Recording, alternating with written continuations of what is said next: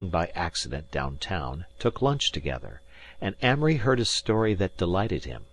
Gillespie, after several cocktails, was in a talkative mood. He began by telling Amory that he was sure Rosalind was slightly eccentric. He had gone with her on a swimming party up in the Westchester County, and someone mentioned that Annette Kellerman had been there one day on a visit, and had dived from the top of a rickety 30-foot summer house. Immediately Rosalind insisted that Howard should climb up with her, to see what it looked like. A minute later, as he sat and dangled his feet on the edge, a form shot by him. Rosalind, her arms spread in a beautiful swan dive, had sailed through the air into the clear water. Of course I had to go, after that, and I nearly killed myself. I thought I was pretty good to even try it. Nobody else in the party tried it. Well, afterward Rosalind had the nerve to ask me why I stooped over when I dove. It didn't make it any easier, she said. It just took all the courage out of it. I ask you, what can a man do with a girl like that? Unnecessary, I call it. Gillespie failed to understand why Amory was smiling delightedly all through lunch. He thought perhaps he was one of those hollow optimists. 5 weeks later. Again the library of the Connage house. Rosalind is alone, sitting on the lounge, staring very moodily and unhappily at nothing. She has changed perceptibly. She is a trifle thinner, for one thing. The light in her eyes is not so bright. She looks easily a year older. Her mother comes in, muffled in an opera cloak. She takes in Rosalind with a nervous glance. Mrs. Connage. Who is coming tonight? Rosalind fails to hear her, at least takes no notice. Mrs. Connage. Alec is coming up to take me to this Barry play. Et tu, Brutus. She perceives that she is talking to herself. Rosalind, I asked you who is coming tonight. Rosalind, starting.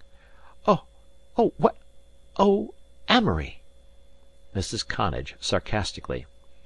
You have so many admirers lately that I couldn't imagine which one. Rosalind doesn't answer.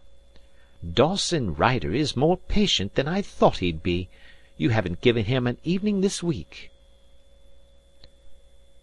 Rosalind, with a very weary expression that is quite new to her face. Mother, please. Mrs. Connage. Oh, I won't interfere. You've already wasted over 2 months on a theoretical genius who hasn't a penny to his name. But go ahead, waste your life on him. I won't interfere.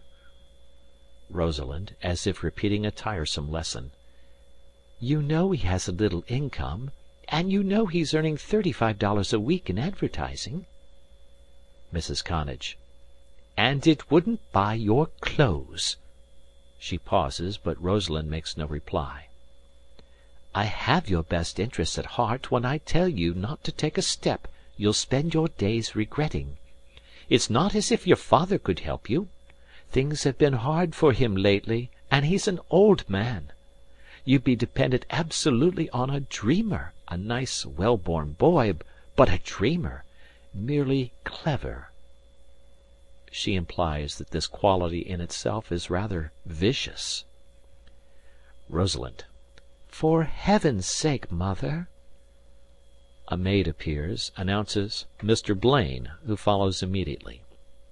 Amory's friends have been telling him for 10 days that he looks like the wrath of God, and he does. As a matter of fact, he has not been able to eat a mouthful in the last 36 hours. Amory. Good evening, Mrs. Connage. Mrs. Connage, not unkindly. Good evening, Amory. Amory and Rosalind exchange glances, and Alec comes in. Alec's attitude throughout has been neutral. He believes in his heart that the marriage would make Amory mediocre and Rosalind miserable, but he feels a great sympathy for both of them. Alec. Hi, Amory. Amory. Hi, Alec. Tom said he'd meet you at the theater. Alec. Yeah, just saw him. How's the advertising today? Write some brilliant copy? Amory. Oh, it's about the same. I got a raise. Everyone looks at him rather eagerly. Of $2 a week. General collapse. Mrs. Connage. Come, Alec, I hear the car. A good night, rather chilly in sections. After Mrs. Connage and Alec go out there is a pause. Rosalind still stares moodily at the fireplace. Amory goes to her and puts his arm around her. Amory. Darling girl. They kiss. Another pause, and then she seizes his hand, covers it with kisses, and holds it to her breast. Rosalind, sadly.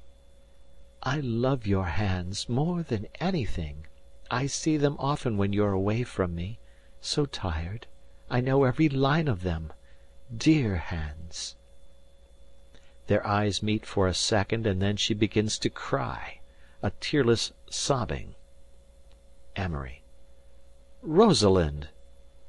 Rosalind. Oh, we're so darned pitiful. Amory. Rosalind. Rosalind. Oh, I want to die. Amory. Rosalind, another night of this, and I'll go to pieces. You've been this way 4 days now. You've got to be more encouraging, or I can't work or eat or sleep. He looks round helplessly, as if searching for new words to clothe an old, shop-worn phrase. We'll have to make a start. I like having to make a start together. His forced hopefulness fades as he sees her unresponsive. What's the matter? He gets up suddenly and starts to pace the floor. It's Dawson Ryder, that's what it is. He's been working on your nerves. You've been with him every afternoon for a week. People come and tell me they've seen you together, and I have to smile and nod and pretend it hasn't the slightest significance for me. And you won't tell me anything as it develops. Rosalind. Amory, if you don't sit down, I'll scream. Amory, sitting down suddenly beside her. Oh, Lord. Rosalind, taking his hand gently. You know I love you, don't you? Amory. Yes. Rosalind. You know I'll always love you. Amory. Don't talk that way. You frighten me. It sounds as if we weren't going to have each other. She cries a little, and rising from the couch goes to the armchair. I've felt all afternoon that things were worse. I nearly went wild down at the office. Couldn't write a line. Tell me everything. Rosalind. There's nothing to tell, I say. I'm just nervous. Amory. Rosalind, you're playing with the idea of marrying Dawson Ryder. Rosalind, after a pause. He's been asking me to all day. Amory. Well, he's got his nerve. Rosalind, after another pause. I like him. Amory. Don't say that. It hurts me. Rosalind. Don't be a silly idiot. You know you're the only man I've ever loved, ever will love. Amory, quickly. Rosalind, let's get married. Next week. Rosalind. We can't. Amory. Why not? Rosalind. Oh, we can't. I'll be your squaw in some horrible place. Amory. We'll have $275 a month all told. Rosalind. Darling, I don't even do my own hair, usually. Amory. I'll do it for you. Rosalind, between a laugh and a sob. Thanks. Amory. Rosalind, you can't be thinking of marrying someone else. Tell me. You leave me in the dark. I can help you fight it out if you'll only tell me. Rosalind. It's just us. We're pitiful, that's all. The very qualities I love you for are the ones that will always make you a failure. Amory, grimly. Go on. Rosalind.